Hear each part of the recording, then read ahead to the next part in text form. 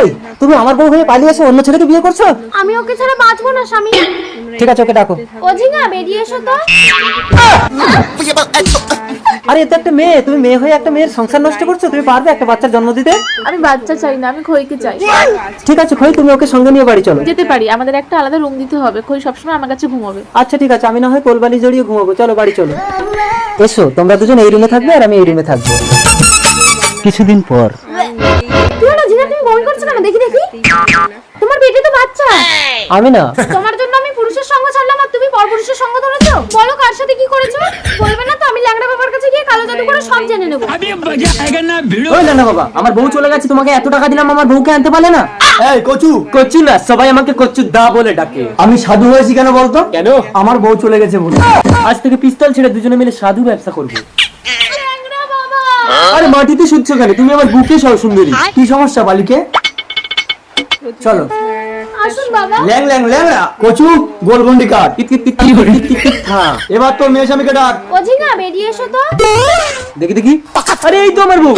দেখেছিস ল্যাংড়া বাবার আশীর্বাদ থাকলে মাসিক ফেরত পাবি। কিন্তু প্রেগনেন্ট হলো কি করে? সেটা আমি চাইছি। এই তোর ঘরে কজন পুরুষ থাকে? একজন, শুধু আমার স্বামী, কিন্তু সে তো আলাদা ঘুমোয়। জটিল সমস্যা। ল্যাং ল্যাং ল্যাংড়া কালো জাদুর দ্বারা এই গাজরটাকে মোচড় দিলে আসল আসামি ঠিক জায়গায় ডান পড়ে বেরিয়ে আসবে। সোনা ব্যাংক কলা ব্যাংক খাবে ল্যাংড়া ল্যাং। মোচড় দিয়ে তো লাগে লাগে লাগে। আমি কি জানি, তোমাকে ঘুম পাড়িয়ে দিয়েছি না, প্রতি রাতে আমার কাছে চলে আসতো। এই বাড়ি চলো। ঝিঙা, আমি খইকে ছাড়া বাঁচবো না কচু। ঠিক আছে, ওকে নিয়ে চলো। কই আমার? ওই আমার বউকে নিয়ে যাবি না?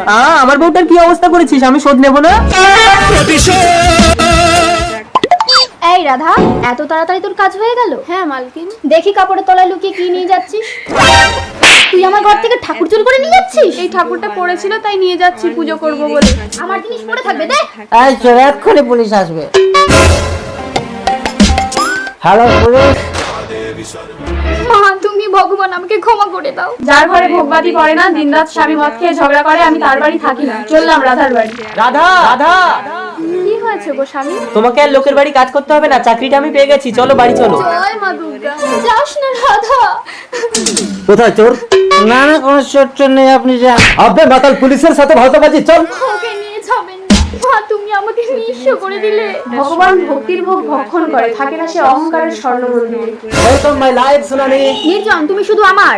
আমি মরার সময় তুমি আমাকে কথা দিয়েছিলে এই খাটে তুমি কাউকে জায়গা দেবে না। এই খাটে শুতে আমার ভয় করছে নির্জন। কোনো ভয় নেই সোনালি, মানুষ মরে গেলে তার কোনো অস্তিত্ব থাকে না। কিন্তু তাও আমার মনে হচ্ছে এই ঘরে কেউ আছে। ও পাগলি, এই ঘরে আমি ছাড়া আর কেউ থাকে না। তুমি বসো, আজ আমাদের ফুলসজ্জা। আমি বাজারে গিয়ে তোমার জন্য সুন্দর একটা উপহার কিনে আনি। আমার উপহার লাগবে না, তুমি যেও না নির্জন। এই আমার খাট থেকে নাম। কে যেন আমার গায়ে হাত দিল। ও, আমি তো ভুলে গিয়েছিলাম আমি এক আত্মা, একটা বিহীন বাতাস। আমি তো কাউকে স্পর্শ করতে পারবো না। আমি ওর নিঃশ্বাসের সাথে ওর শরীরে ঢুকে যাবো।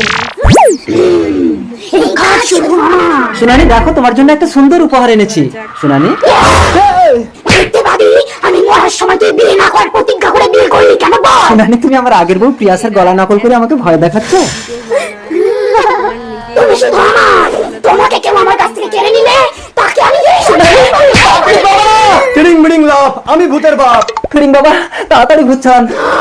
আমার ঘরে আমি কাউকে ঢুকতে দেবো না। ধাপুর ধুপুর ধাপুর ধুপুর ধা। হরিং বাবার মন্ত্র শুনে দরজা খুলে যা। ও আমাকে কথা দিয়েছিল কাউকে বিয়ে করবে না। অবিচার করবি না। না, অবিচার করবো না। তুই ওকে ছেড়ে তো ও এ বাড়ি ছেড়ে চলে যাবে। না। নির্জন, কথাতে তুই এই বাড়িতে কাউকে ঢোকাবি না। ঠিক আছে ফিরিং বাবা, আমি কাউকে ঢোকাবো না। খচ খচ খচ খচ খচ খচ খচ খচ খজান। প্রিয়াসা, ফিরিং বাবা। নির্জন, নির্জন। দাঁড়া, ও স্বেচ্ছায় দেহত্যাগ করেছে। ওদের পুনর্জন্ম হবে। তুমি শুধু আমার।